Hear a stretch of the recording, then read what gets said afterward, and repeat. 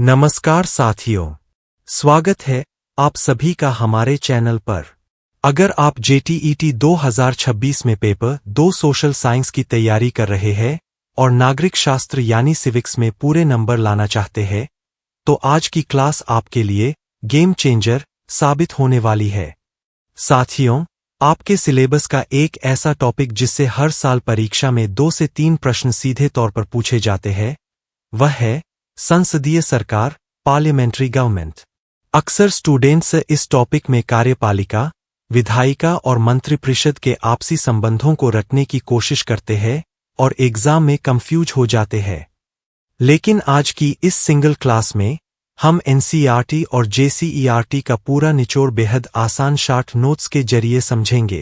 Class के अंत में हम उन महत्वपूर्ण MCQs को भी हल करेंगे जो सीधे आपके एग्जाम में छपने वाले हैं।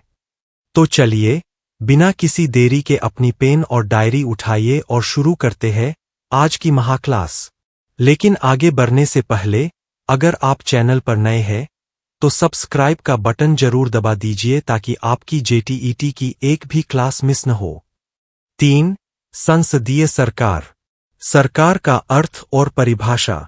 परिभाषा: सरकार निश्चित व्यक्तियों का एक ऐसा समूह या प्रशासनिक संस्था है जो राज्य या देश में कानून बनाती है, उन्हें लागू करती है और प्रशासनिक व्यवस्था को नियंत्रित करती है। शाब्दिक उत्पत्ति: यह शब्द फारसी भाषा से लिया गया है, जिसका अर्थ है शासक या स्वामी। महत्व: जिस तरह किसी स्कूल को चलाने के लिए नियमों और एक प्रधानाचार्य की जरूरत होती है, उसी तरह देश को सुचारू रूप से चलाने के लिए सरकार की आवश्यकता होती है। सरकार के 3 मुख्य अंग। भारतीय शासन प्रणाली और अधिकांश लोकतांत्रिक देशों में सरकार के प्रमुख रूप से 3 अंग होते हैं। विधायिका, लेजिस्लेचर, इसका मुख्य कार्य देश के लिए कानूनों का निर्माण करना है। कार्यपालिका, एग्जीक्यूटिव, यह विधायिका द्वारा बनाए गए कानूनों को देश में लागू करती है और शासन चलाती है। न्यायपालिका, जुडिशरी, यह कानूनों की व्याख्या करती है और विवादों का निपटारा कर न्याय सुनिश्चित करती है। सरकार के मुख्य कार्य निम्नलिखित है: निर्णय लेना और बुनियादी ढांचा तैयार करना। देश में सड़कें, स्कूल, अस्पताल कहाँ बनाए जाए और बिजली पानी की आपूर्ति कैसे बढ़ाई जाए, इसका निर्णय लेना। सामाजिक विषयों पर कार्रवाई: गरीबों की मदद के लिए कार्यक्रम चलाना। महंगाई, जैसे प्याज, अनाज के दाम पर नियंत्रण रखना। सार्वजनिक सेवाएं: देश में डाक और रेलवे जैसी सेवाओं को सुचारू रूप से संचालित करना। सीमाओं की सुरक्षा: देश की सीमाओं की रक्षा करना और पड़ोसी देशों के साथ शांतिपूर्ण संबंध बनाए रखना। आपदा प्रबंधन: बाढ़, सूखा या भूकंप जैसी प्राकृतिक आपदाओं के समय नागरिकों को त्वरित राहत और सहायता पहुंचाना। न्याय सुनिश्चित करना: देश में कानून व्यवस्था बनाए रखना और अदालतों के माध्यम से विवादों का निपटारा करना। सरकार के विभिन्न स्वरूप: संसार में अलग अलग समय और स्थानों पर शासन के विभिन्न रूप देखने को मिलते हैं। लोकतंत्र, डेमोक्रेसी, इसमें जनता स्वयं अपने प्रतिनिधियों को मतदान के माध्यम से चुनती है, जैसे भारत और अमेरिका। राजतंत्र, मोनार्की, इसमें शासन की शक्ति किसी राजा या रानी के पास वंशानुगत रूप से होती है। तानाशाही, डिक्टेटरशिप, इसमें किसी एक व्यक्ति या सैन्य समूह के पास असीमित और जबरन हथियाई गई शक्ति होती है। यूनिवर्सल एडल्ट सफरेज, इसका अर्थ है कि देश के सभी वयस्क 18 वर्ष या उससे अधिक आयु के नागरिकों को वोट देने का अधिकार है। भारत में आज़ादी के समय से ही इसे अपनाया गया। सफरेज मूवमेंट, महिलाओं और गरीबों द्वारा वोट देने के अधिकार के लिए चलाया गया आंदोलन। अमेरिका में महिलाओं को 1920 में और ब्रिटेन में 1928 में वोट देने का अधिकार मिला। गांधीजी के विचार: महात्मा गांधी ने अपने संपादन वाले पत्र यंग इंडिया 1931 में जोर देकर कहा था कि देश के हर नागरिक को, चाहे वह गरीब हो या अशिक्षित, वोट देने का अधिकार मिलना चाहिए। सरकार राज्य का एक महत्वपूर्ण अंग होता है। लोकतंत्र का अर्थ और परिभाषा। शाब्दिक अर्थ: लोकतंत्र शब्द अंग्रेजी के डेमोक्रेसी का हिंदी रूपांतरण है। यह ग्रीक भाषा के 2 शब्दों से मिलकर बना है। डेमोस, जनता या लोग। कृतिया, क्रेशिया, शासन या शक्ति अर्थात जनता का शासन। इब्राहिम लिंकन के अनुसार प्रसिद्ध परिभाषा, लोकतंत्र जनता के लिए और जनता द्वारा शासन है। मूल भावना, लोकतंत्र में देश का सर्वोच्च शासक कोई राजा या तानाशाह नहीं होता, बल्कि स्वयं जनता होती है। लोकतंत्र के प्रकार, टाइप्स ऑफ डेमोक्रेसी। लोकतंत्र मुख्य रूप से दो प्रकार का होता है। प्रत्यक्ष लोकतंत्र, इसमें जनता बिना किसी प्रतिनिधि के सीधे नीति निर्माण और कानूनों पर स्वयं मतदान करती है। यह व्यवस्था कम जनसंख्या वाले राज्यों में ही संभव है। उदाहरण, वर्तमान में स्विट्जरलैंड के कुछ प्रांतों, कैंटन में और भारत में ग्रामीण स्तर पर ग्राम सभा इसका सबसे सटीक उदाहरण है। अप्रत्यक्ष या प्रतिनिधि लोकतंत्र, आधुनिक समय में विशाल जनसंख्या के कारण लोग सीधे शासन में भाग नहीं लेते। जनता चुनाव के माध्यम से अपने प्रतिनिधियों, जैसे विधायक, सांसद, को चुनती है। ये चुने हुए प्रतिनिधि जनता की ओर से कानून और नीतियां बनाते हैं। उदाहरण, भारत, अमेरिका, ब्रिटेन आदि। लोकतांत्रिक सरकार के मुख्य तत्व। एनसीईआरटी के अनुसार किसी भी सरकार को वास्तविक रूप से लोकतांत्रिक कहलाने के लिए इन तत्वों का होना अनिवार्य है। जनता की भागीदारी, नागरिकों की भागीदारी का सबसे मुख्य माध्यम चुनाव है। भारत में हर 5 वर्ष में आम चुनाव होते हैं। चुनाव के द्वारा लोग सरकार पर अपना नियंत्रण बनाए रखते हैं। चुनाव के अलावा लोग धरना, जुलूस, हस्ताक्षर अभियान और आंदोलनों के जरिए भी सरकार के कामकाज में भाग लेते हैं। संघर्षों, विवादों का समाधान, समाज में जब अलग अलग धर्मों, जातियों या क्षेत्रों के लोगों के बीच विवाद होता है, तो लोकतंत्र में उसका समाधान हिंसा से नहीं, बल्कि कानून और बातचीत से होता है। विवादों को सुलझाने में पुलिस और न्यायपालिका, कोर्ट्स, मुख्य भूमिका निभाती है। समानता और न्याय, लोकतंत्र के ये दोनों स्तंभ एक दूसरे से जुड़े हैं। न्याय तब तक नहीं हो सकता जब तक समाज में समानता न हो। अस्पृश्यता, अछूत प्रथा का अंत, भारतीय संविधान के अनुच्छेद 17 द्वारा छुआछूत को कानूनी रूप से प्रतिबंधित किया गया है, जो लोकतांत्रिक समानता का बड़ा उदाहरण है। विशेष प्रावधान, समाज के पिछड़े वर्गों, एससी, सेंट, ओबीसी और महिलाओं को बराबरी पर लाने के लिए सरकार विशेष नीतियां और आरक्षण लागू करती है। लोकतंत्र की मुख्य विशेषताएं। सार्वभौमिक वयस्क मताधिकार, देश के प्रत्येक नागरिक को, जिसकी आयु 18 वर्ष या उससे अधिक है, बिना किसी जाति, लिंग, धर्म या आर्थिक भेदभाव के एक वोट देने का अधिकार है। सभी के वोट का मूल्य बराबर, 1 पर्सन, 1 वोट, 1 वैल्यू होता है। नियमित चुनाव, सरकार एक निश्चित अवधि के लिए चुनी जाती है। अवधि समाप्त होने पर जनता को सरकार बदलने या दोबारा चुनने का अवसर मिलता है। मौलिक अधिकार, लोकतंत्र में नागरिकों को विचार व्यक्त करने, संगठन बनाने और शांतिपूर्ण विरोध करने की स्वतंत्रता, संविधान के भाग 3 के तहत प्राप्त होती है। परीक्षा के लिए महत्वपूर्ण तथ्य। अंतर्राष्ट्रीय लोकतंत्र दिवस प्रतिवर्ष 15 सितंबर को मनाया जाता है। दुनिया का सबसे बड़ा लोकतंत्र, भारत जनसंख्या के मामले में विश्व का सबसे बड़ा लोकतांत्रिक देश है। सफ्रेज मूवमेंट, विश्व में महिलाओं को वोट का अधिकार आसानी से नहीं मिला। इसके लिए लंबे आंदोलन चले। अमेरिका में महिलाओं को 1920 में और ब्रिटेन में 1928 में मतदान का अधिकार प्राप्त हुआ। लोकतांत्रिक सरकार के तहत प्रारंभ में वोट डालने के आधार पर भेदभाव किया जाता था। सरकारें केवल उन्हीं पुरुषों को वोट डालने देती थी जो पढ़े लिखे होते थे और जिनके पास संपत्ति होती थी। भारत में स्वतंत्रता से पूर्व बहुत ही कम लोगों को वोट डालने का अधिकार प्राप्त था। विश्व में सबसे पहले स्थानीय स्तर पर महिलाओं को मत देने का अधिकार न्यूजीलैंड में 1893 में दिया गया। विश्व में अमेरिका में सर्वप्रथम संपूर्ण देश में महिलाओं को मत देने का अधिकार 1920 में दिया गया, फिर 1928 में इंग्लैंड में, फिर 1945 में फ्रांस में। राजतंत्र। राजतंत्र का अर्थ और परिभाषा। अर्थ, राजतंत्र शासन की वह प्राचीन प्रणाली है जिसमें शासन की सर्वोच्च शक्ति किसी एक व्यक्ति के हाथ में होती है, जिसे राजा या रानी कहा जाता है। शाब्दिक उत्पत्ति: यह अंग्रेजी शब्द मोनार्की का हिंदी अनुवाद है, जो ग्रीक शब्द मोनार्किया से बना है। मोनोस एक, अर्चेव शासन करना, अर्थात एक व्यक्ति का शासन। पद की प्रकृति: राजतंत्र में शासक का पद वंशानुगत हेरेडिटरी होता है। इसका मतलब है कि राजा की मृत्यु के बाद उसका बेटा, बेटी या परिवार का कोई सदस्य ही अगला शासक बनता है, चाहे वह योग्य हो या न हो। राजतंत्र की मुख्य विशेषताएं: राजतंत्र की मुख्य विशेषताएं निम्नलिखित है। सीमित सलाहकारी निकाय: राजा के पास निर्णय लेने के लिए कुछ मंत्रियों और सलाहकारों का एक छोटा समूह होता है, लेकिन अंतिम निर्णय केवल राजा का ही मान्य होता है।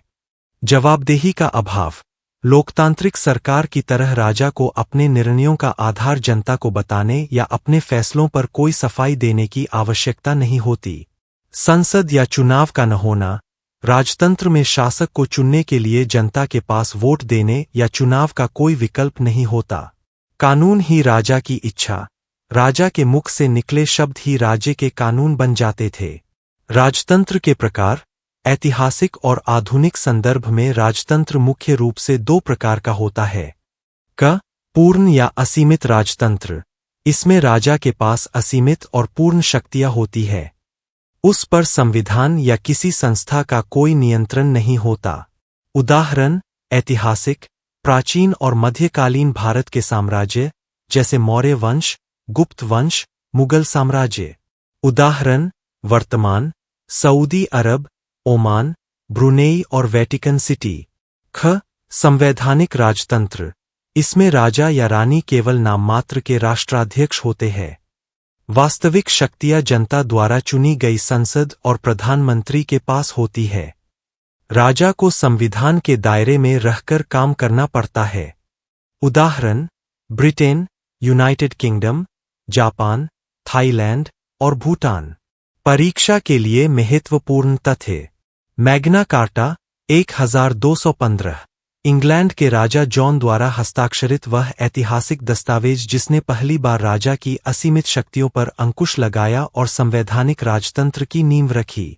फ्रांसीसी क्रांति 1789, इस क्रांति ने स्वतंत्रता, समानता और बंधुत्व का नारा देकर यूरोप में निरंकुश राजतंत्र के अंत की शुरुआत की थी।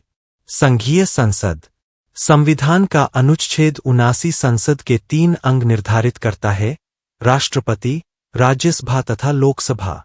राज्यसभा, उच्च सदन, राज्यों की परिषद। 1. सामान्य परिचय, जनरल इंट्रोडक्शन। संविधान का अनुच्छेद: भारतीय संविधान के अनुच्छेद 80 में राज्यसभा के गठन का प्रावधान है। अन्य नाम: इसे उच्च सदन, अपर हाउस या स्थायी सदन, परमानेंट हाउस भी कहा जाता है। इसे राज्यों की परिषद, काउंसिल ऑफ स्टेट्स भी कहते हैं, क्योंकि यह भारतीय संघ के राज्यों और केंद्र शासित प्रदेशों का प्रतिनिधित्व करती है। 2. संरचना और सदस्य संख्या, कॉम्पोजिशन ऑफ राज्यसभा। अधिकतम सदस्य संख्या: संविधान के अनुसार राज्यसभा में अधिकतम 250 सदस्य हो सकते हैं। वर्तमान सदस्य संख्या: वर्तमान में राज्यसभा में 245 सदस्य है।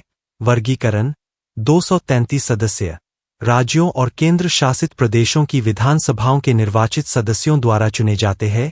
12 सदस्य राष्ट्रपति द्वारा मनोनीत नॉमिनेटेड किए जाते हैं। ये सदस्य साहित्य, विज्ञान, कला और समाज सेवा के क्षेत्र में विशेष ज्ञान या व्यावहारिक अनुभव रखने वाले व्यक्ति होते हैं। 3.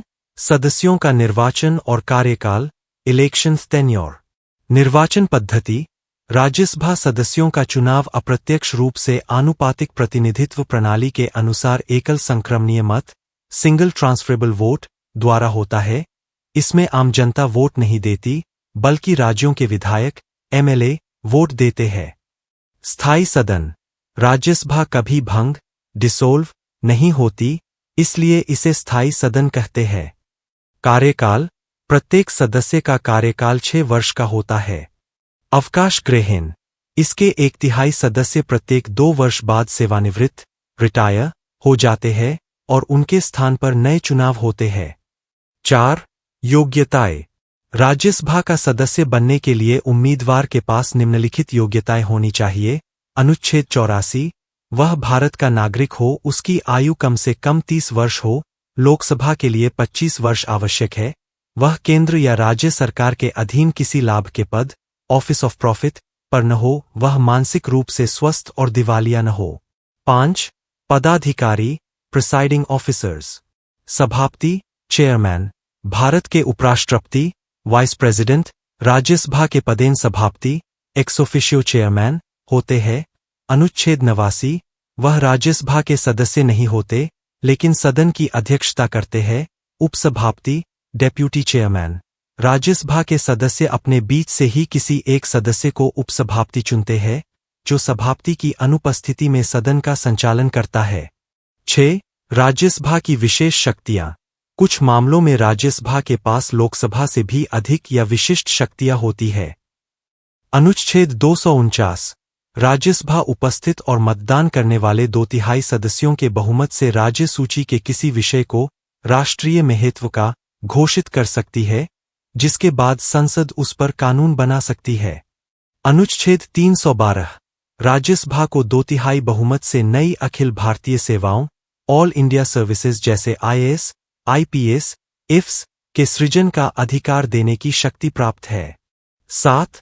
धन विधेयक के मामले में स्थिति, सीमित शक्ति, धन विधेयक केवल लोकसभा में ही पेश किया जा सकता है, राज्यसभा में नहीं। अनुच्छेद 109, 14 दिनों का समय, लोकसभा से पास होने के बाद धन विधेयक राज्यसभा में भेजा जाता है। राज्यसभा इसे अधिकतम 14 दिनों तक ही रोक सकती है। यदि वह 14 दिनों में सुझावों के साथ वापस नहीं करती, तो इसे दोनों सदनों द्वारा पास मान लिया जाता है। राज्यसभा धन विधेयक को खारिज या संशोधित नहीं कर सकती। राज्यसभा का पहली बार गठन 3 अप्रैल 1952 को किया गया था। इसकी पहली बैठक 13 मई 1952 को हुई थी। राज्यसभा सीटों की संख्या, सिविक्स 7, उत्तर प्रदेश 31, महाराष्ट्र 19, तमिलनाडु 18, पश्चिम बंगाल 16, बिहार 16, कर्नाटक 12, आंध्र प्रदेश 11, गुजरात 11, ओडिशा 10, राजस्थान 10, केरल 9, पंजाब 7, असम 7, तेलंगाना 7, झारखंड 6, छत्तीसगढ़ 5, हरियाणा 5, हिमाचल प्रदेश 3, उत्तराखंड 3, नागालैंड 1, मिजोरम 1, मेघालय 1, मणिपुर 1, त्रिपुरा 1, सिक्किम 1, अरुणाचल प्रदेश 1, गोवा 1, पुडुचेरी 1, दिल्ली 3, मध्य प्रदेश 11, जम्मू कश्मीर 4। राज्यसभा में अनुसूचित जाति SC और अनुसूचित जनजाति सेंट के लिए सीटों के आरक्षण का कोई प्रावधान नहीं है। इसलिए राज्यसभा में आरक्षित सीटों की कुल संख्या 0 है। उपसभापति यदि राज्यसभा का सदस्य नहीं रहता है, तो अपना पद रिक्त कर देगा। राज्यसभा के तत्कालीन समस्त सदस्यों के बहुमत से पारित संकल्प द्वारा अपने पद से हटाया जा सकेगा, परंतु इस संकल्प को प्रस्तावित करने के आशय की सूचना उसे कम से कम 14 दिन पहले देनी होगी। राज्यसभा का सभापति, उपराष्ट्रपति अपना त्यागपत्र राष्ट्रपति को देता है, जबकि उपसभापति तथा त्यागपत्र सभापति को देता है। राज्यसभा के निर्वाचित सदस्य राष्ट्रपति के चुनाव में भाग लेते हैं। राज्यसभा के सदस्य लोकसभा के सदस्यों के साथ मिलकर उपराष्ट्रपति का चुनाव करते हैं। राज्यसभा लोकसभा के साथ मिलकर राष्ट्रपति, सर्वोच्च न्यायालय के न्यायाधीश तथा कुछ पदाधिकारियों पर महाभियोग लगा सकती है। महाभियोग का प्रस्ताव तभी पारित समझा जाता है जब दोनों सदन इस प्रकार के प्रस्ताव को स्वीकार कर ले। लोकसभा, निचला सदन या जनता का सदन। 1. सामान्य परिचय, जनरल इंट्रोडक्शन। संविधान का अनुच्छेद। भारतीय संविधान के अनुच्छेद 81 में लोकसभा के गठन का प्रावधान है। अनुच्छेद 81। अन्य नाम, इसे निम्न सदन, लोअर हाउस, प्रथम सदन, फर्स्ट हाउस या लोकप्रिय सदन, पॉपुलर हाउस भी कहा जाता है। इसे अंग्रेजी में हाउस ऑफ द पीपल कहते हैं, क्योंकि इसके सदस्य सीधे जनता द्वारा चुने जाते हैं। 2. संरचना और सदस्य संख्या, कॉम्पोजिशन ऑफ लोकसभा। अधिकतम सदस्य संख्या। संविधान के अनुसार लोकसभा में अधिकतम 552 सदस्य हो सकते थे। वर्तमान स्थिति। वर्तमान में लोकसभा की प्रभावी संख्या 543 है। 104वें संविधान संशोधन अधिनियम द्वारा लोकसभा और राज्य विधानसभाओं में एंग्लो इंडियन, आंग्ल भारतीय समुदाय के 2 सदस्यों को मनोनीत करने की व्यवस्था को समाप्त कर दिया गया है। अब सभी 543 सदस्य सीधे जनता द्वारा निर्वाचित होते हैं। अनुच्छेद 330 के तहत लोकसभा में अनुसूचित जाति हेतु 79 तथा अनुसूचित जनजाति हेतु 42 सदस्य संख्या आरक्षित है। 3. सदस्यों का निर्वाचन और कार्यकाल, इलेक्शंस टेन्योर, निर्वाचन पद्धति। लोकसभा सदस्यों का चुनाव प्रत्यक्ष रूप से जनता द्वारा सार्वभौमिक वयस्क मताधिकार, यूनिवर्सल अडल्ट सफ्रेज के आधार पर गुप्त मतदान द्वारा होता है। अस्थायी सदन। लोकसभा एक स्थायी सदन नहीं है। इसका सामान्य कार्यकाल 5 वर्ष का होता है। भंग होना। प्रधानमंत्री, मंत्रिपरिषद की सलाह पर राष्ट्रपति द्वारा 5 वर्ष से पहले भी लोकसभा को भंग किया जा सकता है। आपातकाल में विस्तार। राष्ट्रीय आपातकाल के समय संसद कानून बनाकर लोकसभा के कार्यकाल को एक बार में 1 वर्ष के लिए बढ़ा सकती है। 4. योग्यताएं, क्वालिफिकेशंस फॉर मेंबरशिप। लोकसभा का चुनाव लड़ने के लिए उम्मीदवार के पास निम्नलिखित योग्यताएं होनी चाहिए। अनुच्छेद 84, वह भारत का नागरिक हो। उसकी आयु कम से कम 25 वर्ष हो।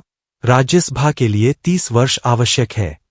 वह केंद्र या राज्य सरकार के अधीन किसी लाभ के पद, ऑफिस ऑफ प्रॉफिट, पर न हो। वह पागल या दिवालिया घोषित न किया गया हो। 5. पदाधिकारी, लोकसभा अध्यक्ष और उपाध्यक्ष अध्यक्ष, स्पीकर। लोकसभा के सदस्य अपने बीच से ही एक अध्यक्ष, अनुच्छेद 93, का चुनाव करते हैं। अध्यक्ष सदन की बैठकों की अध्यक्षता करता है और अनुशासन बनाए रखता है। निर्णायक मत, कास्टिंग वोट। किसी विधेयक पर पक्ष और विपक्ष में बराबर मत, टाई, होने पर लोकसभा अध्यक्ष अपना निर्णायक मत देता है। धन विधेयक का निर्णय।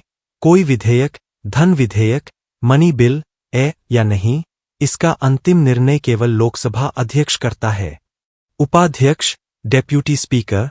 अध्यक्ष की अनुपस्थिति में उपाध्यक्ष सदन का कार्यभार संभालता है। अध्यक्ष अपना त्यागपत्र उपाध्यक्ष को और उपाध्यक्ष अपना त्यागपत्र अध्यक्ष को सौंपता है। 6. लोकसभा की विशेष शक्तियां, स्पेशल पावर्स। मंत्रिपरिषद की जवाबदेही। मंत्रिपरिषद, सरकार, सामूहिक रूप से केवल लोकसभा के प्रति उत्तरदायी होती है। अनुच्छेद 75, 3. सरकार तभी तक सत्ता में रह सकती है जब तक उसे लोकसभा में बहुमत प्राप्त हो। अविश्वास प्रस्ताव, नो कॉन्फिडेंस मोशन। यह प्रस्ताव केवल लोकसभा में ही लाया जा सकता है। यदि यह पास हो जाए तो पूरी सरकार को इस्तीफा देना पड़ता है। धन विधेयक, मनी बिल। धन विधेयक, अनुच्छेद 110, केवल लोकसभा में ही पेश किया जा सकता है। राज्यसभा इसे केवल 14 दिनों तक रोक सकती है, उसे खारिज नहीं कर सकती। झारखंड में लोकसभा सीटें कुल 14 सीटें हैं। आरक्षण की स्थिति। सेंट, अनुसूचित जनजाति के लिए आरक्षित 5 सीटें, खूंटी, लोहरदगा, सिंहभूम, दुमका, राजमहल, एससी, अनुसूचित जाति के लिए आरक्षित 1 सीट, पलामू, अनारक्षित 8 सीटें। विशेष ध्यान देने योग्य बिंदु, की फैक्ट्स। न्यूनतम सीटें वाले राज्य, सिक्किम, मिजोरम और नागालैंड में केवल 1 से 1 लोकसभा सीट है।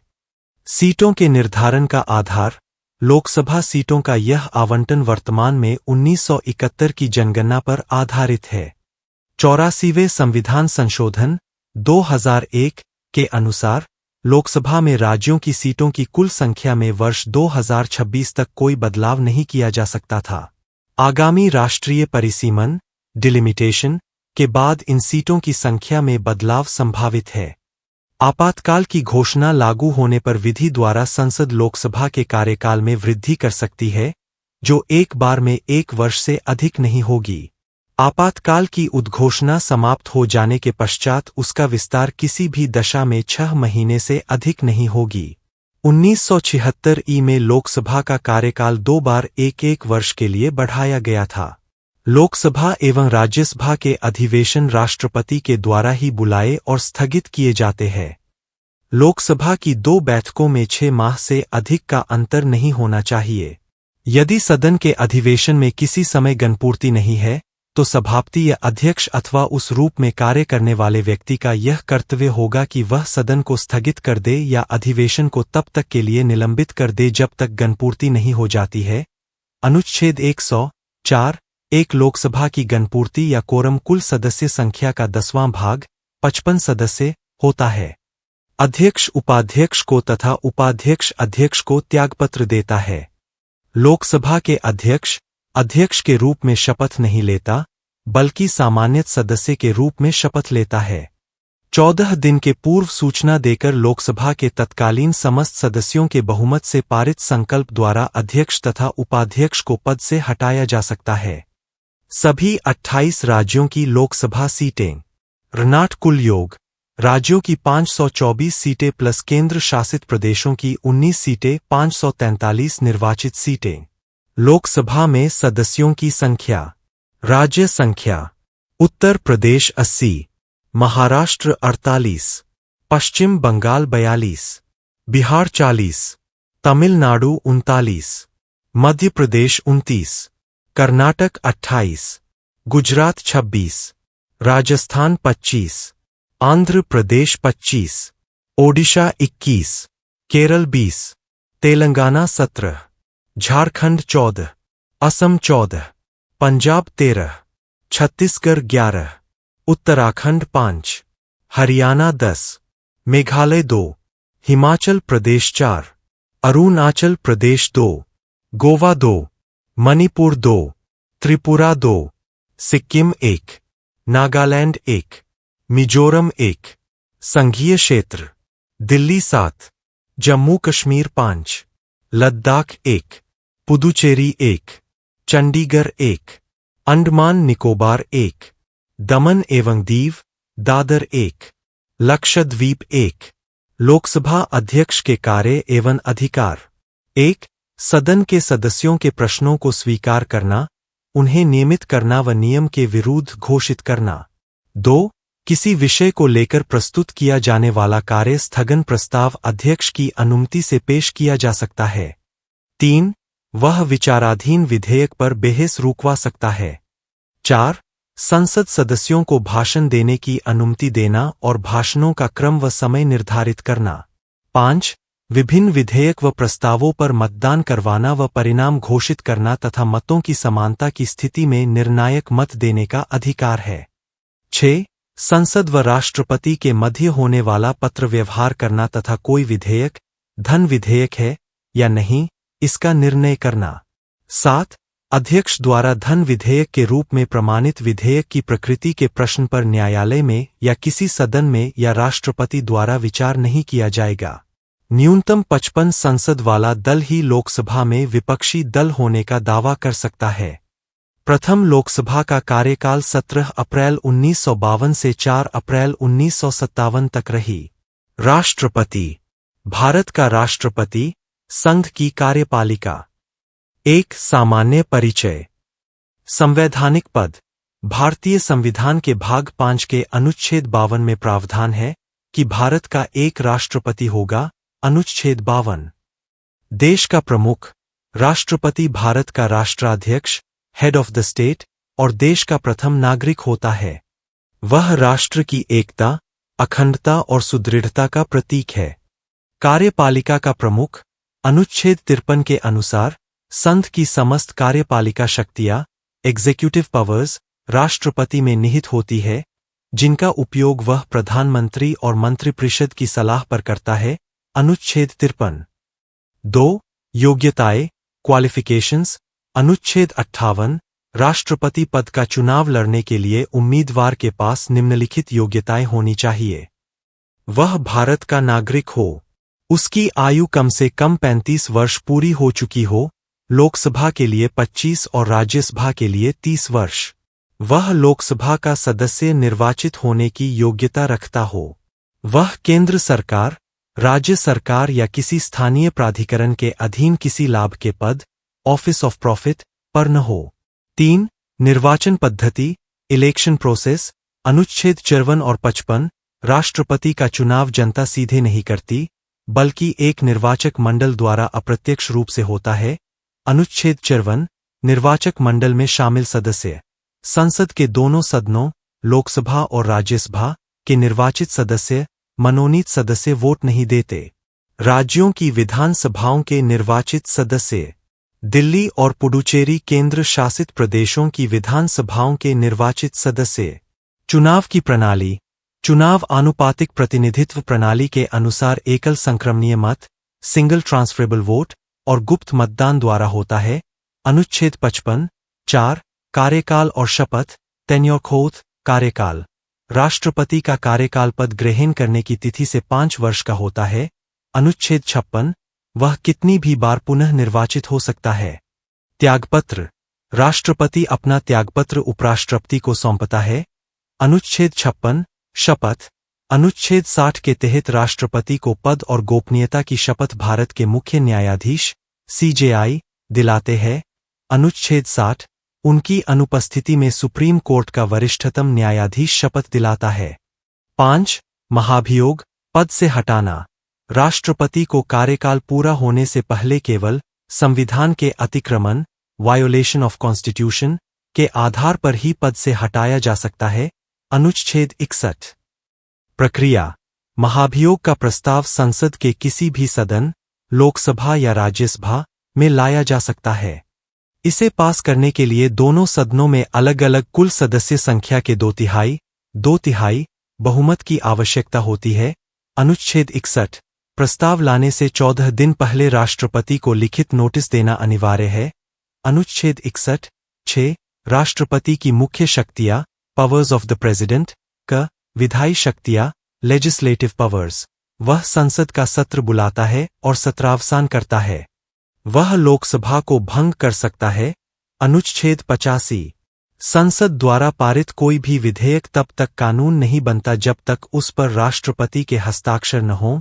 अनुच्छेद 111, अध्यादेश जारी करना, ऑर्डिनेंस। जब संसद का सत्र न चल रहा हो तो अनुच्छेद 123 के तहत राष्ट्रपति अस्थायी कानून, अध्यादेश जारी कर सकता है। ख कार्यकारी व नियुक्ति शक्तियां, एग्जीक्यूटिव पावर्स। वह प्रधानमंत्री, अन्य मंत्रियों, राज्यों के राज्यपालों, भारत के महान्यायवादी, अटॉर्नी जनरल और नियंत्रक एवं महालेखा परीक्षक, कैग, की नियुक्ति करता है। ग न्यायिक शक्तियां, जुडिशियल पावर्स। अनुच्छेद 72, राष्ट्रपति को किसी अपराध के लिए दोषी ठहराए गए व्यक्ति की सजा को क्षमा, पार्दोन करने, बदलने या कम करने का अधिकार है। वह मृत्युदंड, फांसी की सजा को भी पूरी तरह माफ कर सकता है। घ सैन्य शक्तियां, मिलिट्री पावर्स। वह भारत की तीनों सेनाओं, थल सेना, नौसेना और वायुसेना का सर्वोच्च सेनापति, सुप्रीम कमांडर होता है। अं आपातकालीन शक्तियां, इमरजेंसी पावर्स। संविधान ने राष्ट्रपति को 3 प्रकार की आपातकालीन शक्तियां दी है। राष्ट्रीय आपातकाल, नेशनल इमरजेंसी। अनुच्छेद 352, युद्ध या बाह्य आक्रमण के समय। राष्ट्रपति शासन, प्रेसिडेंट्स रूल। अनुच्छेद 356, राज्य में संवैधानिक तंत्र विफल होने पर। वित्तीय आपातकाल, फाइनेंशियल इमरजेंसी। अनुच्छेद 360, आर्थिक स्थिरता को खतरा होने पर। परीक्षा के लिए विशेष त्वरित तथ्य, क्विक फैक्ट्स। प्रथम राष्ट्रपति डॉ. राजेंद्र प्रसाद, सबसे लंबे समय तक पद पर रहने वाले राष्ट्रपति। प्रथम महिला राष्ट्रपति, प्रतिभा देवी सिंह पाटिल। प्रथम आदिवासी व वर्तमान राष्ट्रपति, द्रौपदी मुर्मू। वह झारखंड की पहली महिला राज्यपाल भी रह चुकी है। निर्विरोध चुने गए राष्ट्रपति, नीलम संजीव रेड्डी। अभी तक भारत में 3 बार राष्ट्रीय आपातकाल लगाए गए हैं। 1. भारत चीन युद्ध के समय 29 अक्टूबर 1962। 2. भारत पाक युद्ध के समय 03 दिसंबर 1971। 3. 25 जून 1975 आंतरिक अशांति के कारण। राष्ट्रपति महत्वपूर्ण तथ्य। भारत के राष्ट्रपति 1. डॉक्टर राजेंद्र प्रसाद 1950 से 1962। राष्ट्रपति के रूप में डॉ. राजेंद्र प्रसाद ने सबसे लंबी अवधि 1950 से 1962 तक कार्य किया था। 2. डॉक्टर राधाकृष्णन 1962 से 1967। 3. डॉक्टर जाकिर हुसैन 1967 से 1969। डॉ. जाकिर हुसैन ने कार्यकारी राष्ट्रपति छोड़कर सबसे कम अवधि 1 वर्ष 11 दिन तक कार्य किया था। 4. वी. गिरी 1969 से 1969। भारत में कार्यकारी राष्ट्रपति के रूप में वी. गिरी डॉ. जाकिर हुसैन की मृत्यु के कारण 1969 के राष्ट्रपति चुनाव में अंतःकरण की आवाज पर खुला मतदान हुआ था। इसमें निर्दलीय प्रत्याशी वी. गिरी ने कांग्रेस के अधिकृत प्रत्याशी नीलम संजीव रेड्डी को पराजित किया था। 5. एम. हिदायतुल्लाह 1969 से 1969। एम. हिदायतुल्लाह वी. गिरी द्वारा त्यागपत्र के कारण कार्य किया था। एम. हिदायतुल्लाह सर्वोच्च न्यायालय के ऐसे प्रथम न्यायाधीश हैं जिन्होंने भारत के कार्यवाहक राष्ट्रपति का पदभार ग्रहण किया था। 6. वी. गिरी 1969 से 1974। वी. गिरी एकमात्र ऐसे राष्ट्रपति है जिन्होंने कार्यवाहक राष्ट्रपति पद से त्यागपत्र देकर राष्ट्रपति पद के लिए चुनाव लड़ा था। 7. फखरुद्दीन अली अहमद 1974 से 1977। राष्ट्रपति फखरुद्दीन अली अहमद ने अपने कार्यकाल में 1 वर्ष में सर्वाधिक अध्यादेश 29 जारी किए थे। 8. डी. जनी 1977 से 1977। डी. जत्ती ने फखरुद्दीन अली अहमद की मृत्यु के कारण कार्य किया था। 9. नीलम संजीव रेड्डी 1977 से 1982। नीलम संजीव रेड्डी भारत के ऐसे राष्ट्रपति हैं जो लोकसभा के अध्यक्ष भी थे। 10. ज्ञानी जैल सिंह 1982 से 1987। 11. आर वेंकट रमन 1987 से 1992। 12. डॉ. शंकर दयाल शर्मा 1992 से 1997। 13. के. आर. नारायणन 1997 से 2002। श्री के. आर. नारायण भारत के प्रथम ऐसे राष्ट्रपति थे जो अनुसूचित जाति वर्ग के थे। 14. डॉक्टर APJ अब्दुल कलाम 2002 से 2007। डॉक्टर APJ अब्दुल कलाम भारत के प्रथम ऐसे राष्ट्रपति थे जो वैज्ञानिक थे और अविवाहित भी थे। इन्हें मिसाइल मैन कहा जाता था। 15. प्रतिभा देवी सिंह पाटिल 2007 से 2012। 12वें राष्ट्रपति के रूप में निर्वाचित होने वाली श्रीमती प्रतिभा देवी सिंह पाटिल भारत की प्रथम महिला राष्ट्रपति थीं। 16. प्रणब मुखर्जी 2012 से 2017। 17. रामनाथ कोविंद 2017 से 2022। रामनाथ कोविंद भारत के दूसरे ऐसे राष्ट्रपति हैं जो दलित वर्ग के हैं। 18. द्रौपदी मुर्मू 2022 से अब तक प्रथम जनजातीय महिला राष्ट्रपति। भारत का उपराष्ट्रपति।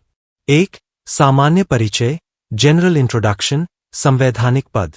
भारतीय संविधान के भाग 5 के अनुच्छेद 63 में प्रावधान है कि भारत का एक उपराष्ट्रपति होगा। वरीयता क्रम। उपराष्ट्रपति का पद देश का दूसरा सर्वोच्च संवैधानिक पद है राष्ट्रपति के बाद। प्रेरणा। भारत में उपराष्ट्रपति का पद अमेरिका के संविधान से प्रेरित है। 2. योग्यताएं क्वालिफिकेशंस। अनुच्छेद 66। उपराष्ट्रपति पद का चुनाव लड़ने के लिए उम्मीदवार के पास निम्नलिखित योग्यताएं होनी चाहिए।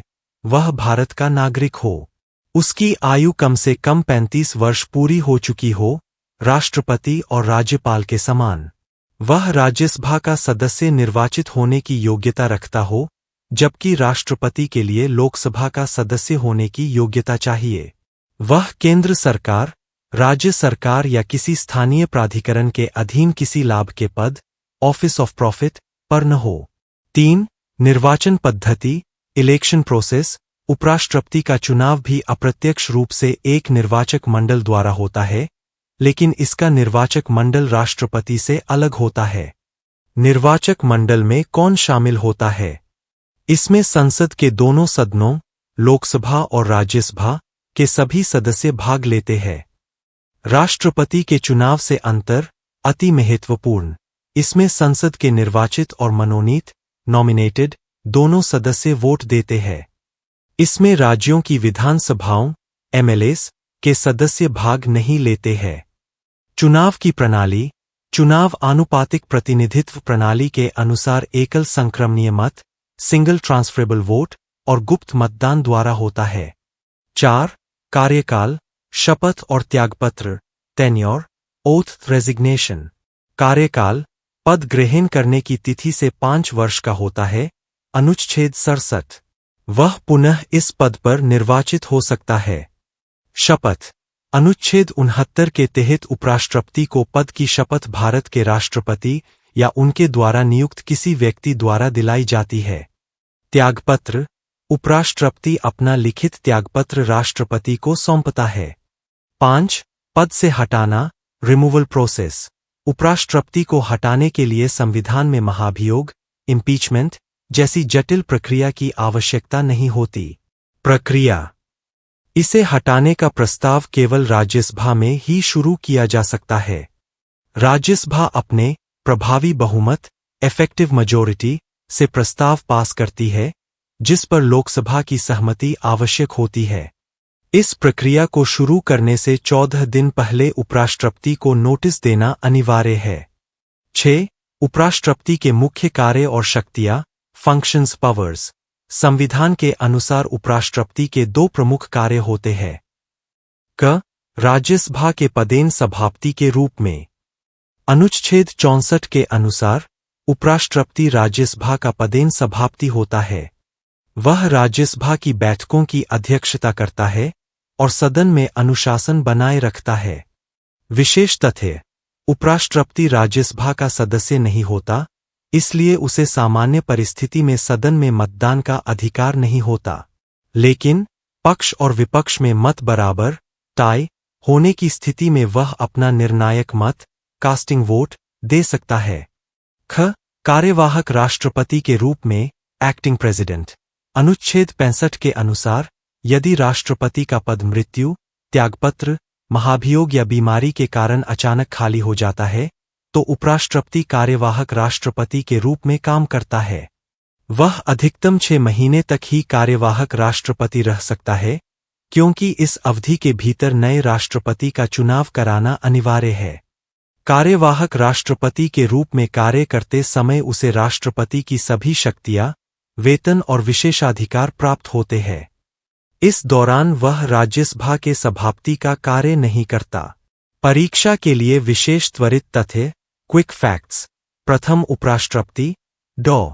सर्वपल्ली राधाकृष्णन, वह 2 बार इस पद पर रहे। वेतन संबंधी नियम, उपराष्ट्रपति को उपराष्ट्रपति पद के लिए कोई वेतन नहीं मिलता, बल्कि उन्हें राज्यसभा के सभापति के रूप में वेतन और भत्ते दिए जाते हैं। पद पर रहते हुए निधन, कृष्णकांत भारत के एकमात्र ऐसे उपराष्ट्रपति थे जिनका निधन उनके कार्यकाल के दौरान हुआ था। उपराष्ट्रपति पद की संकल्पना संयुक्त राज्य अमेरिका के संविधान से ली गई है। भारत के उपराष्ट्रपति नाम पदावधि डॉ. सर्वपल्ली राधाकृष्णन 1952 से 1962, डॉ. जाकिर हुसैन 1962 से 1967, वराहगिरी वेंकटगिरी 1967 से 1969, गोपाल स्वरूप पाठक 1969 से 1974, बी.डी. जाति 1974 से 1979, न्यायमूर्ति मोहम्मद हिदायतुल्लाह 1979 से 1984, आर. वेंकटरमन 1984 से 1987। डॉ. शंकर दयाल शर्मा 1987 से 1992। के. आर. नारायणन 1992 से 1997। कृष्णकांत 1997 से 2002। झैरो सिंह शेखावत 2002 से 2007। डॉ. हामिद अंसारी 2007 से 2017। मुशपावरापू वेंकैया नायडू 2017 से 2022। जगदीप धनखड़ 2022 से अब तक। भारत के प्रधानमंत्री दी प्राइम मिनिस्टर ऑफ इंडिया। 1. संवैधानिक प्रावधान कॉन्स्टिट्यूशनल प्रोविजंस। अनुच्छेद 74। 1. राष्ट्रपति को सहायता और सलाह देने के लिए एक मंत्रिपरिषद होगी जिसका प्रधान प्रधानमंत्री होगा। अनुच्छेद 75। 1. प्रधानमंत्री की नियुक्ति राष्ट्रपति करेगा और अन्य मंत्रियों की नियुक्ति राष्ट्रपति प्रधानमंत्री की सलाह पर करेगा। अनुच्छेद 75। 3. मंत्रिपरिषद सामूहिक रूप से लोकसभा के प्रति उत्तरदायी होती है, परीक्षा के लिए सबसे महत्वपूर्ण। अनुच्छेद 78। प्रधानमंत्री का कर्तव्य है कि वह देश के प्रशासनिक एवं विधायी मामलों की जानकारी राष्ट्रपति को दे। राष्ट्रपति और मंत्रिपरिषद के बीच की मुख्य कड़ी। 2. नियुक्ति एवं योग्यता अपॉइंटमेंट एलिजिबिलिटी। नियुक्ति राष्ट्रपति लोकसभा में बहुमत प्राप्त दल के नेता को प्रधानमंत्री नियुक्त करता है। सदन की सदस्यता प्रधानमंत्री संसद के किसी भी सदन, लोकसभा या राज्यसभा का सदस्य हो सकता है। नोट: यदि नियुक्ति के समय वह किसी सदन का सदस्य नहीं है तो उसे 6 महीने के भीतर किसी भी सदन की सदस्यता लेनी अनिवार्य है। न्यूनतम आयु लोकसभा सदस्य हेतु 25 वर्ष तथा राज्यसभा सदस्य हेतु 30 वर्ष। शपथ राष्ट्रपति के समक्ष पद और गोपनीयता की शपथ। कार्यकाल निश्चित नहीं होता, यह राष्ट्रपति के प्रसाद पर्यंत पद पर रहता है, लेकिन जब तक लोकसभा में बहुमत है उसे हटाया नहीं जा सकता। सामान्यतः लोकसभा का कार्यकाल 5 वर्ष का होता है। 3. कार्य एवं शक्तियां पावर्स ऑफ फंक्शंस। मंत्रिपरिषद के संदर्भ में मंत्रियों के विभागों का आवंटन और फेरबदल करना। वह मंत्रिपरिषद की बैठक की अध्यक्षता करता है।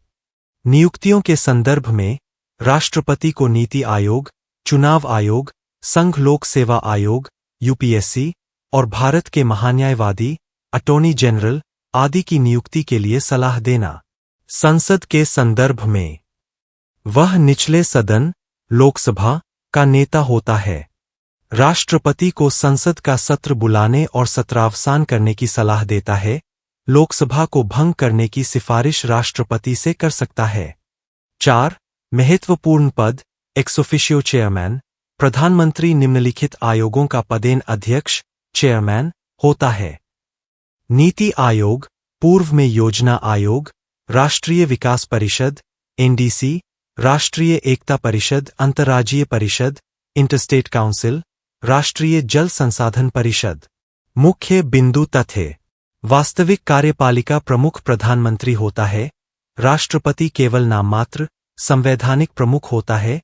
प्रथम प्रधानमंत्री जवाहरलाल नेहरू, सबसे लंबा कार्यकाल लगभग 17 वर्ष। प्रथम महिला प्रधानमंत्री श्रीमती इंदिरा गांधी राज्यसभा सदस्य रहते हुए पीएम बने। इंदिरा गांधी 1966। एच.डी. देवेगौड़ा 1996। डॉ. मनमोहन सिंह 2004-2009। सबसे छोटा कार्यकाल अटल बिहारी वाजपेयी मात्र 13 दिन। प्रथम कार्यकाल में पद पर रहते हुए मृत्यु जवाहरलाल नेहरू, लाल बहादुर शास्त्री, इंदिरा गांधी। प्रथम गैर कांग्रेसी पीएम मोरारजी देसाई, सबसे वृद्ध पीएम भी यही थे। सबसे युवा प्रधानमंत्री राजीव गांधी। वर्तमान प्रधानमंत्री श्री नरेंद्र मोदी 2014 से निरंतर मई 2026 तक वर्तमान में सेवारत। संभावित अभ्यास प्रश्न एमसीक्यूज। प्रश्न 1. भारतीय संविधान के किस अनुच्छेद में यह व्यवस्था है कि मंत्रिपरिषद का प्रधान प्रधानमंत्री होगा? ए. अनुच्छेद 72। बी. अनुच्छेद 74। सी. अनुच्छेद 75। डी. अनुच्छेद 78। उत्तर: बी. अनुच्छेद 74। प्रश्न 2। योजना आयोग अब नीति आयोग का पदेन अध्यक्ष कौन होता है? ए. राष्ट्रपति, बी. उपराष्ट्रपति, सी. प्रधानमंत्री, डी. केंद्रीय वित्त मंत्री। उत्तर सी. प्रधानमंत्री। प्रश्न 3। कोई व्यक्ति संसद के किसी सदन का सदस्य बने बिना अधिकतम कितने समय तक प्रधानमंत्री के पद पर रह सकता है? ए. 3 महीने, बी. 6 महीने, सी. 1 वर्ष, डी. ऐसी कोई सीमा नहीं है। उत्तर बी. 6 महीने। भारत के प्रधानमंत्रियों की संपूर्ण सूची एवं महत्वपूर्ण तथ्य। 1.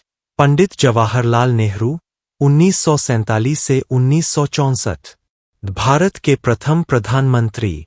सबसे लंबा कार्यकाल 16 वर्ष 286 दिन। पद पर रहते हुए मृत्यु होने वाले पहले पीएम। 2. गुलजारीलाल नंदा 1964। भारत के पहले कार्यवाहक प्रधानमंत्री, मात्र 13 दिन। 3. लाल बहादुर शास्त्री 1964 से 1966। 1965 के भारत पाक युद्ध के समय पीएम। प्रसिद्ध नारा जय जवान जय किसान। भारत से बाहर ताशकंद, सोवियत संघ, मृत्यु होने वाले एकमात्र पीएम। गुलजारीलाल नंदा 1966। शास्त्री जी की मृत्यु के बाद दूसरी बार कार्यवाहक पीएम बने, 13 दिन। 4. श्रीमती इंदिरा गांधी 1966 से 1977। भारत की प्रथम महिला प्रधानमंत्री। राज्यसभा सदस्य के रूप में नियुक्त होने वाली पहली पीएम। इनके समय 1971 का भारत पाक युद्ध और 1975 का आपातकाल इमरजेंसी लगा। 5. मोरारजी देसाई 1977 से 1979। पहले गैर कांग्रेसी प्रधानमंत्री, जनता पार्टी। सबसे अधिक उम्र 81 वर्ष में पीएम बनने वाले व्यक्ति। पद से इस्तीफा देने वाले पहले प्रधानमंत्री। 6. चौधरी चरण सिंह 1979 से 1980। एकमात्र ऐसे प्रधानमंत्री जिन्होंने अपने कार्यकाल में कभी संसद का सामना नहीं किया। इनके जन्मदिन 23 दिसंबर को किसान दिवस के रूप में मनाया जाता है। श्रीमती इंदिरा गांधी 1980 से 1984 दूसरी बार प्रधानमंत्री बनी। पद पर रहते हुए ही इनकी हत्या कर दी गई। 7. राजीव गांधी 1984 से 1989।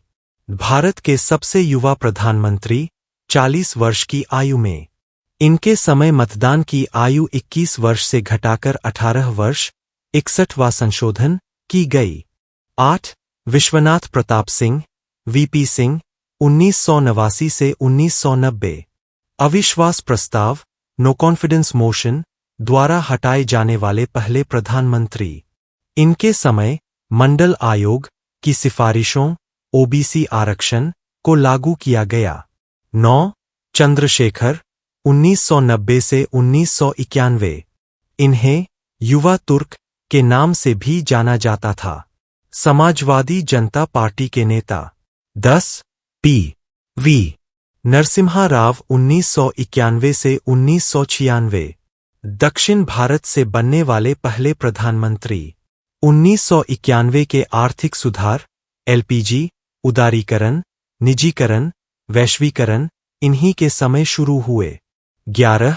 अटल बिहारी वाजपेयी 1996। सबसे कम अवधि का कार्यकाल, मात्र 13 दिन, उनके पहले कार्यकाल में। 12. एच. डी. देवेगौड़ा 1996 से 1997। प्रधानमंत्री बनते समय वह कर्नाटक के मुख्यमंत्री थे और संसद के किसी भी सदन के सदस्य नहीं थे। 13. इंद्र कुमार गुजराल 1997 से 1998।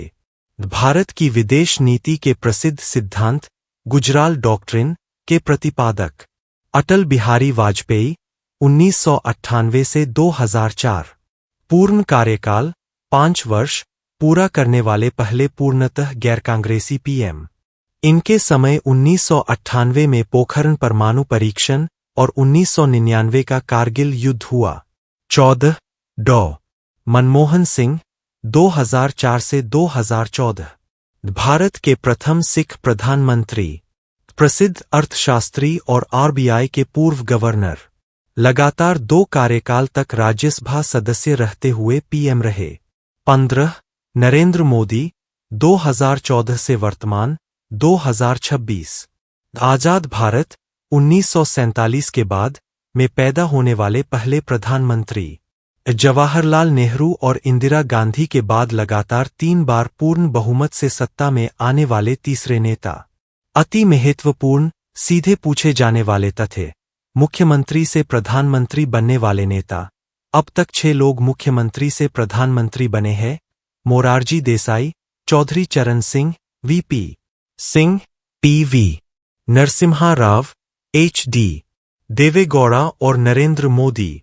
पद पर रहते हुए निधन, जवाहरलाल नेहरू, लाल बहादुर शास्त्री और इंदिरा गांधी। अविश्वास प्रस्ताव का सामना, वीपी सिंह, एचडी देवेगौड़ा और अटल बिहारी वाजपेयी अविश्वास प्रस्ताव के कारण सरकार गंवा चुके हैं। संविधान के अनुच्छेद 74 के अनुसार राष्ट्रपति को उसके कार्यों में सहायता व सलाह देने हेतु एक मंत्रिपरिषद होती है, जिसका प्रमुख प्रधानमंत्री होता है। संविधान के अनुच्छेद 75 के अनुसार प्रधानमंत्री की नियुक्ति राष्ट्रपति द्वारा होती है और अन्य मंत्रियों की नियुक्ति राष्ट्रपति की सलाह पर करेगा। राष्ट्रपति कार्यकारिणी का नाममात्र अध्यक्ष है, जबकि वास्तविक कार्यकारिणी शक्तियों का प्रयोग प्रधानमंत्री व उसकी मंत्रिपरिषद द्वारा किया जाता है। उप प्रधानमंत्री। भारतीय संविधान में उप प्रधानमंत्री, डेप्यूटी प्राइम मिनिस्टर के पद का कोई वैधानिक या संवैधानिक उल्लेख नहीं है। यह पूर्णतः एक राजनैतिक पद है, जिसका उपयोग समय समय पर राजनैतिक स्थिरता और संतुलन बनाए रखने के लिए किया जाता है। मुख्य वैधानिक तथ्य की कॉन्स्टिट्यूशनल फैक्ट्स, संवैधानिक दर्जा नहीं। भारतीय संविधान के किसी भी अनुच्छेद में उप प्रधानमंत्री पद की व्यवस्था नहीं है। शपथ ग्रहण। उप प्रधानमंत्री को कैबिनेट मंत्री के रूप में ही पद और गोपनीयता की शपथ दिलाई जाती है, न कि उप प्रधानमंत्री के रूप में। शक्तियां। कैबिनेट में उनकी शक्तियां और दर्जा एक कैबिनेट मंत्री के समान ही होता है। हालांकि प्रधानमंत्री की अनुपस्थिति में वह कैबिनेट की बैठकों की अध्यक्षता कर सकते हैं। भारत के अब तक के उप प्रधानमंत्रियों की सूची 1947 से 2026। भारत के इतिहास में अब तक कुल 7 व्यक्तियों ने इस पद को सुशोभित किया है। मुख्य तथ्य 1 सरदार वल्लभ भाई पटेल 1947 से 1950, भारत के पहले उप प्रधानमंत्री और पहले गृह मंत्री। इन्हें भारत का लौह पुरुष, आयरन मैन ऑफ इंडिया कहा जाता है। 2 मोरारजी देसाई 1967 से 1969, आगे चलकर देश के प्रधानमंत्री भी बने। 3 चौधरी चरण सिंह 1979, मोरारजी देसाई की सरकार में 2 उप प्रधानमंत्री एक साथ थे, चरण सिंह और जगजीवन राम। 4 बाबू जगजीवन राम 1979, भारत के पहले दलित उप प्रधानमंत्री, सबसे लंबे समय तक केंद्रीय मंत्री रहने का रिकॉर्ड। 5 यशवंतराव चव्हाण, वाईबी चव्हाण 1979 से 1980, महाराष्ट्र के पहले मुख्यमंत्री थे, जो बाद में देश के उप प्रधानमंत्री बने। 6 चौधरी देवीलाल 1989 से 1991, एकमात्र ऐसे नेता जो 2 अलग अलग प्रधानमंत्रियों के कार्यकाल में लगातार उप प्रधानमंत्री रहे। 7 लालकृष्ण आडवाणी 2002 से 2004, भारत के 7वें और अंतिम उप प्रधानमंत्री। वर्ष 2004 के बाद से यह पद रिक्त है। परीक्षा के लिए महत्वपूर्ण वन लाइनर प्रश्न। भारत के पहले उप प्रधानमंत्री कौन थे? उत्तर सरदार वल्लभ भाई पटेल। प्रश्न किस प्रधानमंत्री के कार्यकाल में एक साथ 2 उप प्रधानमंत्री नियुक्त किए गए थे? उत्तर मोरारजी देसाई, उप प्रधानमंत्री, चौधरी चरण सिंह और बाबू जगजीवन राम। प्रश्न भारत के अंतिम उप प्रधानमंत्री कौन थे? उत्तर लालकृष्ण आडवाणी, 2002 से 2004। केंद्रीय मंत्रिपरिषद, काउंसिल ऑफ मिनिस्टर्स। भारतीय प्रशासनिक व्यवस्था की वास्तविक कार्यपालिका, रियल एग्जीक्यूटिव है, जिसका नेतृत्व प्रधानमंत्री करते हैं। 1. महत्वपूर्ण संवैधानिक अनुच्छेद कॉन्स्टिट्यूशनल आर्टिकल्स। अनुच्छेद 74। राष्ट्रपति को सहायता और सलाह देने के लिए एक मंत्रिपरिषद होगी, जिसका प्रधान प्रधानमंत्री होगा। राष्ट्रपति इसकी सलाह के अनुसार ही कार्य करेंगे। अनुच्छेद 75। 1. प्रधानमंत्री की नियुक्ति राष्ट्रपति करेगा और अन्य मंत्रियों की नियुक्ति राष्ट्रपति प्रधानमंत्री की सलाह पर करेगा। अनुच्छेद 75। 3. अति महत्वपूर्ण मंत्रिपरिषद सामूहिक रूप से लोकसभा, संसद के प्रति उत्तरदायी होती है। इसका अर्थ है कि यदि लोकसभा में सरकार के खिलाफ अविश्वास प्रस्ताव पास हो जाए तो पूरी मंत्रिपरिषद को इस्तीफा देना पड़ता है। अनुच्छेद 75। 5. कोई भी मंत्री जो लगातार 6 महीने तक संसद के किसी भी सदन, लोकसभा या राज्यसभा का सदस्य नहीं रहता है, उसका मंत्री पद समाप्त हो जाता है। 2. मंत्रिपरिषद का आकार। Size of council of ministers. 91वां संविधान संशोधन अधिनियम 2003। इस संशोधन के द्वारा मंत्रिपरिषद के आकार को सीमित किया गया। नियम। प्रधानमंत्री सहित मंत्रिपरिषद के मंत्रियों की कुल संख्या लोकसभा की कुल सदस्य संख्या के 15% से अधिक नहीं होनी चाहिए। 3. मंत्रिपरिषद की संरचना। मंत्रिपरिषद में मंत्रियों की 3 श्रेणियां होती है। कैबिनेट मंत्री, कैबिनेट मिनिस्टर्स। ये सरकार के महत्वपूर्ण मंत्रालयों जैसे गृह, रक्षा, वित्त, विदेश के प्रमुख होते हैं। नीति निर्धारण का मुख्य कार्य इन्हीं का होता है।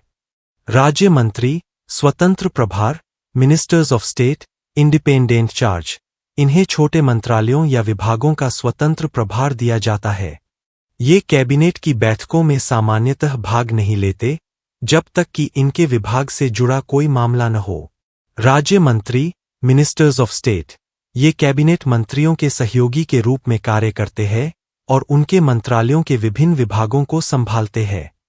मंत्रिपरिषद, काउंसिल ऑफ मिनिस्टर्स और मंत्रिमंडल, कैबिनेट में मुख्य अंतर। 1. आकार का अंतर। मंत्रिपरिषद एक बड़ा निकाय है जिसमें 60 से 80 मंत्री होते हैं, जबकि मंत्रिमंडल एक छोटा निकाय है जिसमें केवल 15 से 20 मुख्य मंत्री होते हैं। 2. मंत्रियों की श्रेणियां। मंत्रिपरिषद में सभी प्रकार के मंत्री, कैबिनेट, राज्य मंत्री और उपमंत्री शामिल होते हैं, जबकि मंत्रिमंडल में केवल कैबिनेट स्तर के वरिष्ठ मंत्री शामिल होते हैं। 3. शक्तियों का अंतर। मंत्रिपरिषद सैद्धांतिक रूप से सभी शक्तियों का धारक है, लेकिन मंत्रिमंडल वास्तव में मंत्रिपरिषद की शक्तियों का प्रयोग करता है और देश के सभी बड़े नीतिगत फैसले लेता है। 4. बैठकों का आयोजन। मंत्रिपरिषद की बैठकें सामान्यतः एक साथ बहुत कम होती है, जबकि मंत्रिमंडल, कैबिनेट की बैठकें प्रधानमंत्री के नेतृत्व में हर हफ्ते या नियमित रूप से नीति निर्धारण के लिए होती है। 5. मूल संविधान में उल्लेख। मंत्रिपरिषद का उल्लेख मूल संविधान के अनुच्छेद 74 और 75 में शुरू से है, जबकि मंत्रिमंडल, कैबिनेट शब्द मूल संविधान में नहीं था। इसे 44वें संविधान संशोधन 1978 द्वारा अनुच्छेद 352 में जोड़ा गया। परीक्षा उपयोगी अभ्यास प्रश्न। प्रश्न 1. मंत्रिपरिषद के सदस्यों की अधिकतम संख्या लोकसभा की कुल संख्या के 15% से अधिक नहीं हो सकती। यह किस संविधान संशोधन द्वारा तय किया गया? 42वां संशोधन, बी 44वां संशोधन, सी 86वां संशोधन, डी 91वां संशोधन। उत्तर डी 91वां संशोधन। प्रश्न 2. मंत्रिपरिषद सामूहिक रूप से किसके प्रति जवाबदेह होती है? राष्ट्रपति, बी प्रधानमंत्री, सी लोकसभा, डी राज्यसभा। उत्तर सी लोकसभा। भारत का महान्यायवादी, अटॉर्नी जनरल फॉर इंडिया। देश का सर्वोच्च कानून अधिकारी, चीफ लीगल एडवाइजर होता है। 1. संवैधानिक प्रावधान, कॉन्स्टिट्यूशनल प्रोविजंस। अनुच्छेद 76। इस अनुच्छेद के तहत भारत के महान्यायवादी के पद की व्यवस्था की गई है। भाग। यह संविधान के भाग 5 संघीय कार्यपालिका के अंतर्गत आता है। 2. नियुक्ति, योग्यता एवं कार्यकाल नियुक्ति। महान्यायवादी की नियुक्ति राष्ट्रपति द्वारा केंद्रीय मंत्रिमंडल की सलाह पर की जाती है। योग्यता। उसमें वे सभी योग्यताएं होनी चाहिए जो सर्वोच्च न्यायालय, सुप्रीम कोर्ट का न्यायाधीश बनने के लिए आवश्यक है, जैसे भारत का नागरिक हो, 5 वर्ष तक हाईकोर्ट का जज रहा हो या 10 वर्ष तक वकालत की हो। कार्यकाल, संविधान में इनका कार्यकाल निश्चित नहीं है। यह राष्ट्रपति के प्रसाद पर्यंत, during the pleasure of the president, पद पर बने रहते हैं। सामान्यतः सरकार बदलने पर यह इस्तीफा दे देते हैं। 3. कार्य एवं शक्तियां, पावर्स ऑफ फंक्शंस। सर्वोच्च कानूनी सलाहकार, भारत सरकार को कानूनी विषयों पर सलाह देना और राष्ट्रपति द्वारा सौंपे गए कानूनी कार्यों को पूरा करना। अदालत में प्रतिनिधित्व, भारत के किसी भी न्यायालय में भारत सरकार की ओर से पेश होना और सरकार का पक्ष रखना। विशेष विशेषाधिकार, अनुच्छेद 88, वह संसद के दोनों सदनों, लोकसभा और राज्यसभा, की कार्यवाही में भाग ले सकता है, बोल सकता है और संयुक्त बैठक में शामिल हो सकता है। वोट देने का अधिकार नहीं। संसद की कार्यवाही में भाग लेने के बावजूद वह संसद में मतदान, वोट नहीं कर सकता। परीक्षा के लिए सबसे महत्वपूर्ण बिंदु। परीक्षा उपयोगी महत्वपूर्ण वनलाइनर तथ्य। प्रथम महान्यायवादी M.C. सीतलवार, इनका कार्यकाल सबसे लंबा रहा है। वर्तमान महान्यायवादी R. वेंकटरमनी, भारत के वर्तमान महान्यायवादी है। सहायक अधिकारी, महान्यायवादी की सहायता के लिए सॉलिसिटर जनरल और एडिशनल सॉलिसिटर जनरल होते हैं। यह संवैधानिक पद नहीं है। निजी वकालत, वह सरकार का पूर्णकालिक कर्मचारी नहीं होता है, इसलिए उसे निजी कानूनी अभ्यास, वकालत करने से रोका नहीं जाता, बशर्ते वह भारत सरकार के खिलाफ कोई मामला न लड़े। भारत का नया संसद भवन, न्यू पार्लियामेंट बिल्डिंग, नई दिल्ली के सेंट्रल विस्टा पुनर्विकास परियोजना का एक हिस्सा है। संसद भवन का निर्मित क्षेत्र 64,500 वर्ग किमी है। मुख्य निर्माण एवं उद्घाटन तथ्य। शिलान्यास, प्रधानमंत्री नरेंद्र मोदी द्वारा 10 दिसंबर 2020 को किया गया। उद्घाटन 28 मई 2023 को प्रधानमंत्री नरेंद्र मोदी द्वारा राष्ट्र को समर्पित किया गया। परियोजना का नाम सेंट्रल विस्टा पुनर्विकास परियोजना, Central Vista redevelopment project. Architect, designer Bimal Patel, HCP designs company. निर्माण कंपनी, टाटा प्रोजेक्ट्स लिमिटेड। आकार, यह भवन त्रिकोणीय आकार का है, जिसे 4 मंजिलों में बनाया गया है। भवन की थीम और सांस्कृतिक प्रतीक। नए संसद भवन के प्रमुख सदनों को भारत के राष्ट्रीय प्रतीकों की थीम पर डिजाइन किया गया है। लोकसभा, इसकी थीम राष्ट्रीय पक्षी, मोर, पीकॉक पर आधारित है। राज्यसभा, इसकी थीम राष्ट्रीय फूल, कमल, लोटस पर आधारित है। संसद प्रांगण, यहां भारत का राष्ट्रीय वृक्ष, बरगद, बनियन ट्री लगाया गया है। बैठने की क्षमता, सीटिंग कैपेसिटी। पुराने संसद भवन की तुलना में नए भवन में सदस्यों के बैठने की क्षमता को काफी बढ़ाया गया है। लोकसभा कक्ष, कुल 888 सदस्य बैठ सकते हैं। राज्यसभा कक्ष, कुल 384 सदस्य बैठ सकते हैं। संयुक्त सत्र, जॉइंट सेशन, नए भवन में अलग से सेंट्रल हॉल नहीं है। संयुक्त सत्र के समय लोकसभा कक्ष में ही 1272 सदस्य एक साथ बैठ सकते हैं। पवित्र सेंगोल की स्थापना, नए संसद भवन में ऐतिहासिक और पवित्र सेंगोल राजदंड को स्थापित किया गया है। इसे लोकसभा अध्यक्ष, स्पीकर के आसन के ठीक बगल में रखा गया है। इतिहास, यह चोल साम्राज्य से जुड़ा हुआ प्रतीक है, जो न्याय और सत्ता के हस्तांतरण को दर्शाता है। अगस्त 1947 में अंग्रेजों से सत्ता मिलने के प्रतीक के रूप में इसे देश के प्रथम प्रधानमंत्री जवाहरलाल नेहरू को सौंपा गया था। प्रमुख प्रवेश द्वार, नए संसद भवन में 6 प्रमुख प्रवेश द्वार हैं, जिन्हें अलग अलग प्रतीकों के नाम दिए गए हैं। ज्ञान द्वार, नॉलेज गेट। शक्ति द्वार, पावर गेट। कर्म द्वार, कर्मा गेट। इसके अलावा 3 अन्य द्वारों के नाम गज द्वार, अश्व द्वार और गरुड़ द्वार है। तो साथियों, ये थे हमारे संसदीय सरकार टॉपिक के सबसे महत्वपूर्ण कॉन्सेप्ट्स और वो चुनिंदा प्रश्न जो आपके जेटीईटी पेपर 2 की परीक्षा में सीधे पूछे जा सकते हैं। मुझे पूरा भरोसा है कि अब इस टॉपिक से आपका एक भी नंबर गलत नहीं होगा। अगर आज की क्लास से आपको सच में कुछ नया सीखने को मिला हो और आपके कॉन्सेप्ट क्लियर हुए हों, तो इस वीडियो को लाइक जरूर कीजिएगा और अपने उन सभी दोस्तों के साथ शेयर करें जो झारखंड शिक्षक पात्रता परीक्षा की तैयारी कर रहे हैं। यदि अभी तक आपने चैनल को सब्सक्राइब नहीं किया है, तो नीचे दिए गए लाल बटन को दबाकर चैनल को सब्सक्राइब कर ले और बेल आइकन दबाना न भूलें, ताकि अगली क्लास का नोटिफिकेशन आपको सबसे पहले मिले। जय हिंद।